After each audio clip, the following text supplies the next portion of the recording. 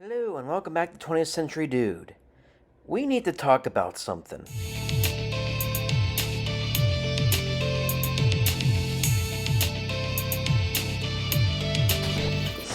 Now, I know this type of video is gonna be throwing people off, because honestly, considering all the old fashioned stuff we have featured here anyway, I feel like everybody's gonna be like, Linkin Park? Like, you don't strike me as the type to have ever listened to Linkin Park before, and, well, I guess I'm proud to subvert your expectations once again, because it turns out that, yes, I do. And for about, I'd say, 15 to 20 years, probably, I would say, I've been aware of or I've listened to Linkin Park before. I mean, I remember it being on the radio, especially after the Meteora album came out.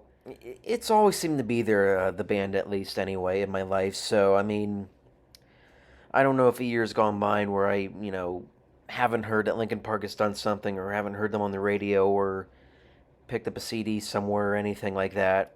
And honestly, I think they're one of my top five favorite bands too, as well. So I mean, there's that going for them.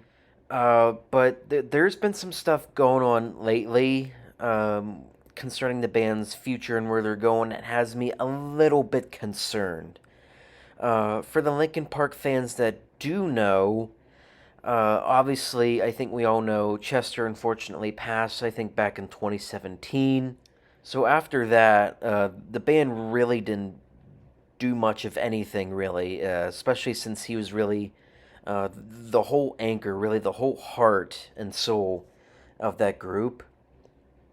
But now, apparently, next month, for some reason, we're getting a new Linkin Park album. And not only that, there's a brand new singer. She's named Emily Armstrong or something. I don't really know a whole lot about her. She comes from a band called Dead Sarah, which I've never heard of before, nor have I listened to. But I think what is a big concern for me is she almost seems like a replacement, almost. Like Chester really was, and of course Mike Shinoda too, but Chester really again was the heart and soul of that band. But then he's gone.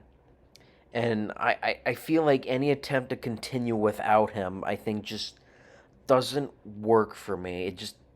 I mean, it's obviously going to be one of those things. It's like, it's not going to be the same anyway. But I think to continue the band on with like a completely different person as the lead singer, I don't know. It just doesn't work with me, right? Like, I feel like it's almost one of those things. It's like if Kurt Cobain died and they tried to keep Nirvana going without him, it would just feel completely wrong. Or if the Beatles broke up and they just decided, well, let's continue the Beatles, but it's like all four of completely different people. We're just going to start fresh, right? Wouldn't work as well because it's not the original Fab Four. You're not going to replicate that. Again, it's like going back to the example with Nirvana. You can't do Nirvana without Kurt Cobain, right? It just doesn't feel right. So I almost feel like it's the same thing again in this case. And I mean, not that, band rosters don't change or anything like that. It does happen before. I mean, after all, the original AC/DC singer, Bon Scott, apparently died in 1980. He kind of, in a way, drunk himself to death. So just in time for the Back in Black album, they hired up singer Brian Johnson, who carried it on for decades afterwards and probably has been the most, I guess, famous lead singer of that entire band's run. But really, at that point, AC/DC was only like, I guess, a couple years old, like 5 years old probably at most. So there wasn't really an overwhelming attachment or legacy to this band just yet. Especially since Back in Black really is the album that put them in the spotlight to begin with. But Linkin Park has been around for, well, at the time of their last album, it was like 20 years at least that Chester has been a part of it. And granted, while the last album wasn't exactly, it didn't hold a candle to some of their earlier stuff because of the direction they were going. I think there's almost a full story here for me. I mean, the story of Linkin Park really is from the first track on Hybrid Theory, to the last track on the One More Light album. And everything in between there, that is the band for me. I mean, I know Mike Shinoda did like a solo album for himself, and that's fine. I guess they have, again, the band has a new album coming up next month. I guess there's like leaked songs online. I listened to one, it's like, eh. But yeah, I don't know. Because I feel like the future of this band now is very concerning to me. It's like we're trying to move on without Chester, but it just feels wrong to me almost. I don't know.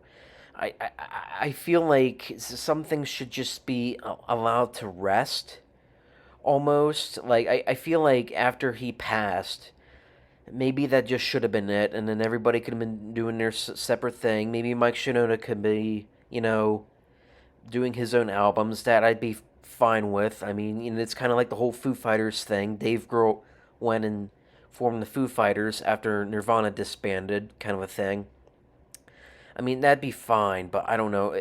Doing it without Chester, it's just, it feels wrong.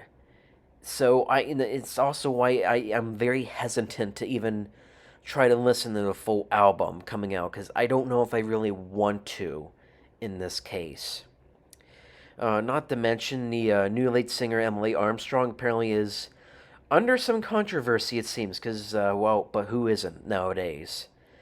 I guess when that whole Danny Masterson thing from the '70s show, when he was like assaulting women and whatnot, you all remember that from a few years ago.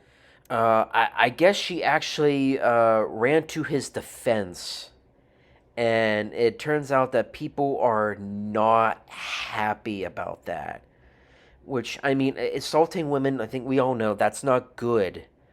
But it's weird that somebody's gonna be like, "Yeah, he's fine. Well, what are you talking about? You're blowing this all out of proportion." When he's doing these like awful, awful things. So now people are mad at her for running to his defense. So now there's another thing going against the band's new direction. Not only is Chester gone and it feels like he's being replaced, but the lead singer is also controversial. So I feel like that's just going to probably turn people away from the direction they're going. That, and it's been like, what? I think 7 years since the last album came out.